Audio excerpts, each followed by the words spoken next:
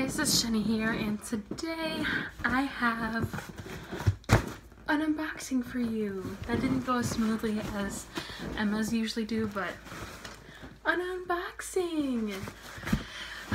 Yeah, so I ordered from Book Outlet because I don't even remember why I did it.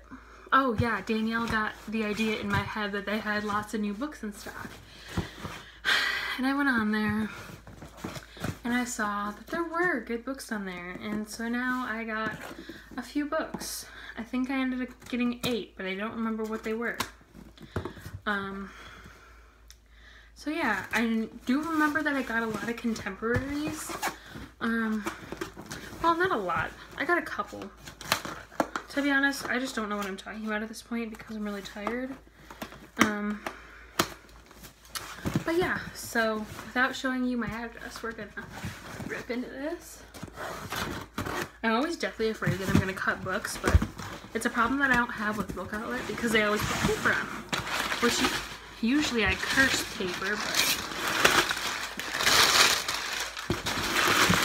So, I got a lot of social issue genre contemporaries, and wow, I am excited for this box. So I'm just gonna pull these out in order. I'm not gonna save specific ones.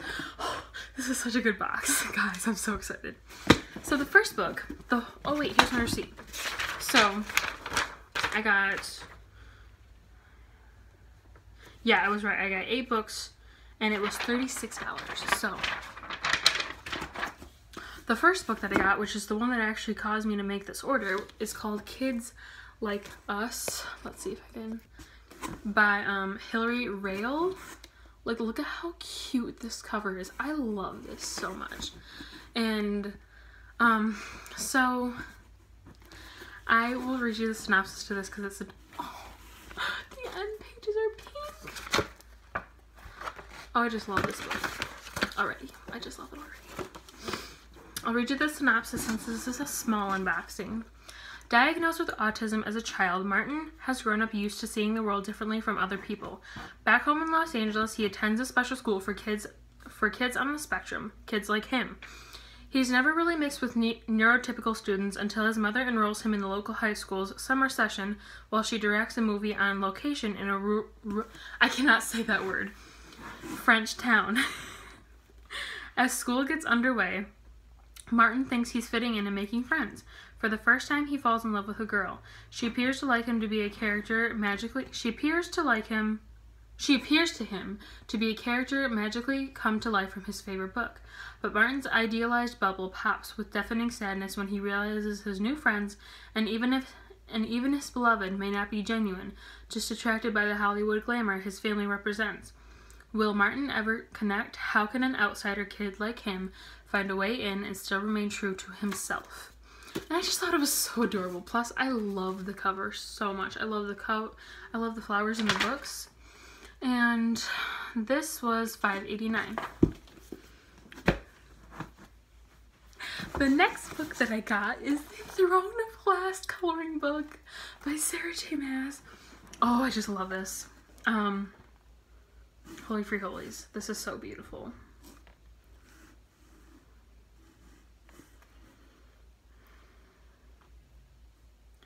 I love this.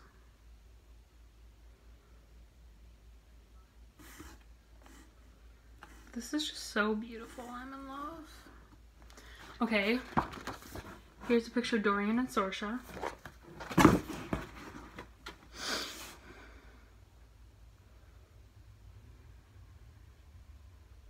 Okay. Rowan and Selena.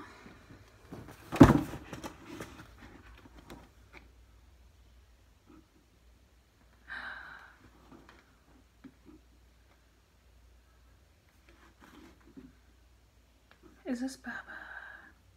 Okay. Here's Baba, yellow legs.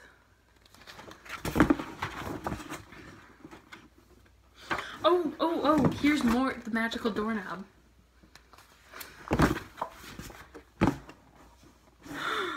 Who is this? Okay, so this is Kale and Selena. Kale and Selena. Okay, I feel like Kale looks like Chris Pine in this picture. Is that just me? I think he does.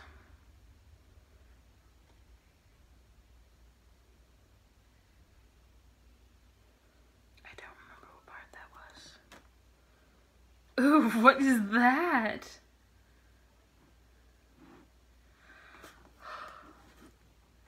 Oh, it's Fleetfoot.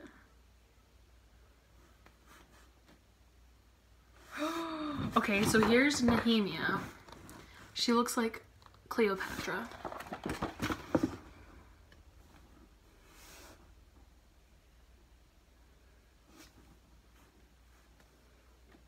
This is so beautiful.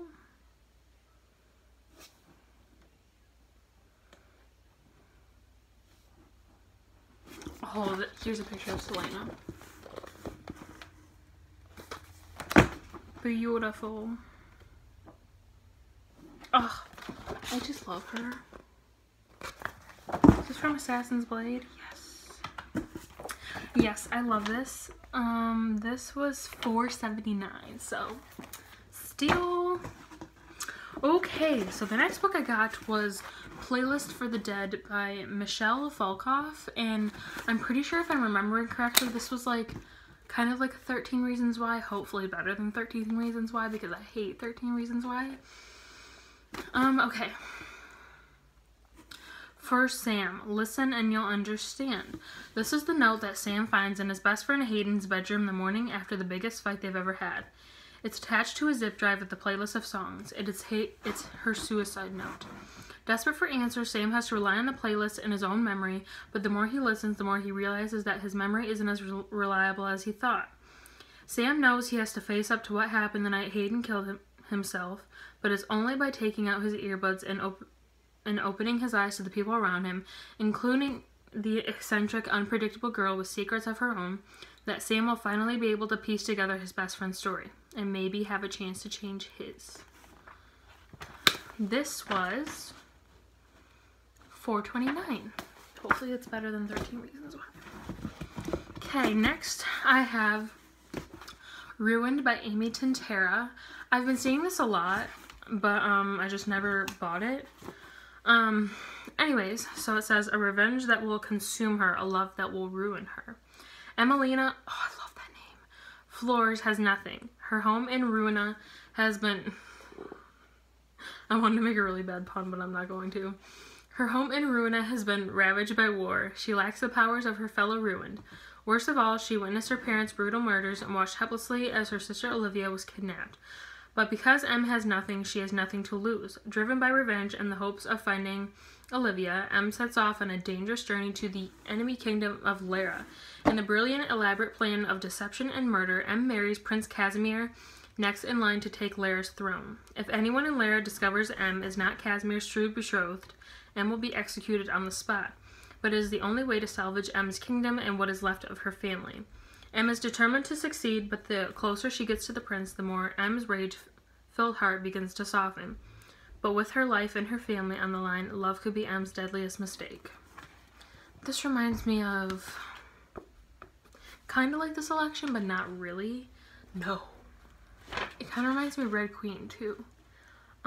This was only $3.19. Okay, next. Is A Step Toward Falling by Connie McGovern, and yeah, this is another, I like this cover too.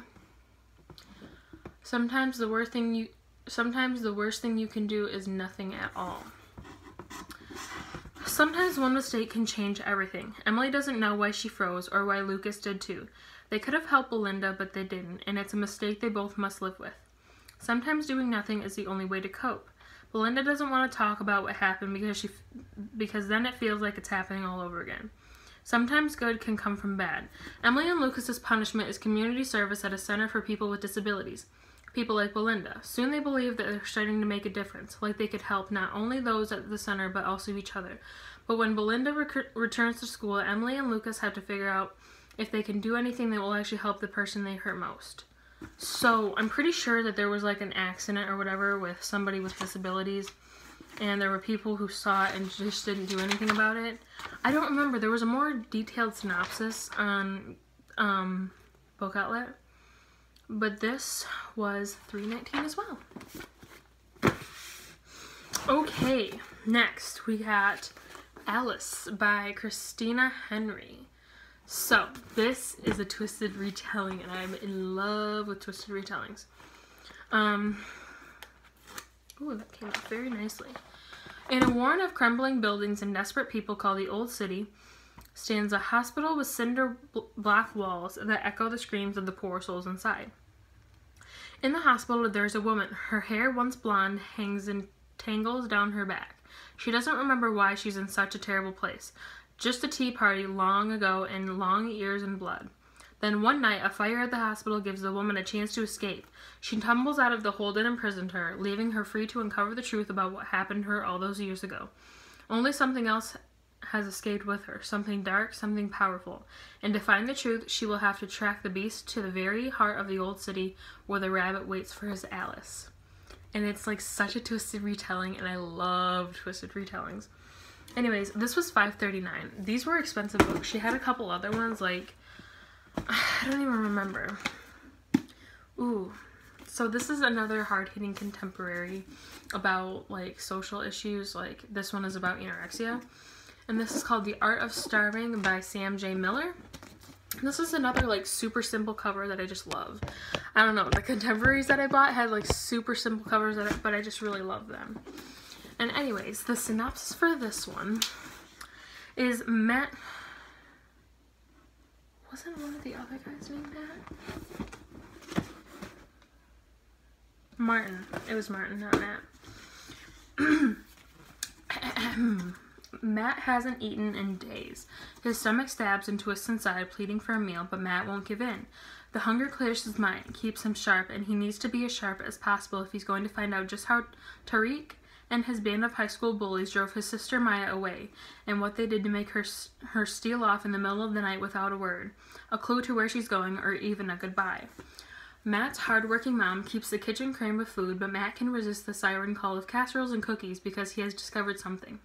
The less he eats, the more he seems to have powers. The ability to see things he shouldn't be able to see.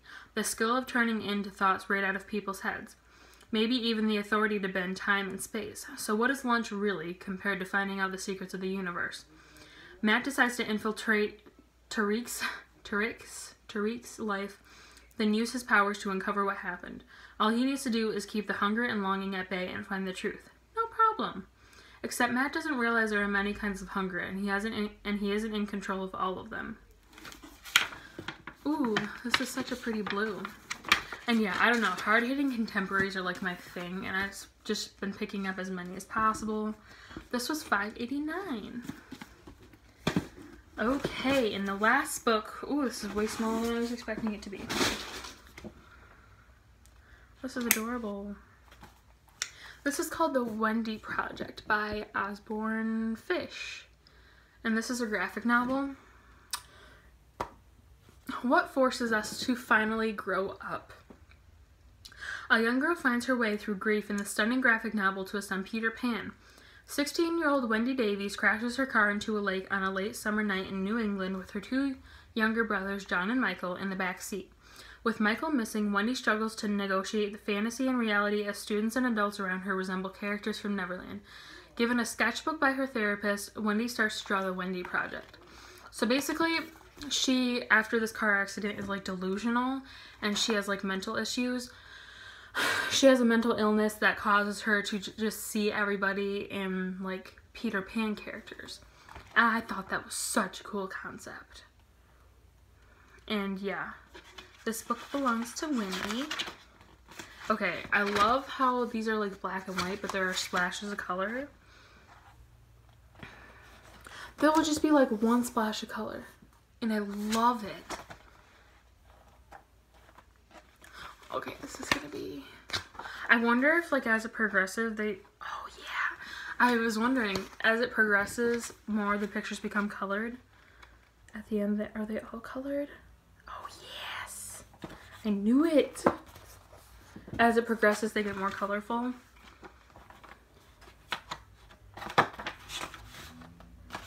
Oh, I just love this.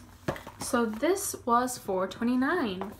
So yeah, that has been my small haul. I really enjoy all the books that I hauled. They all sound very intriguing. And I just feel like I have a really good selection here, and the covers are very aesthetically pleasing to me as well, so that's a plus. But yeah, that concludes my book outlet haul. I hope you guys enjoyed, and yeah, thank you for watching. I hope to see you next time.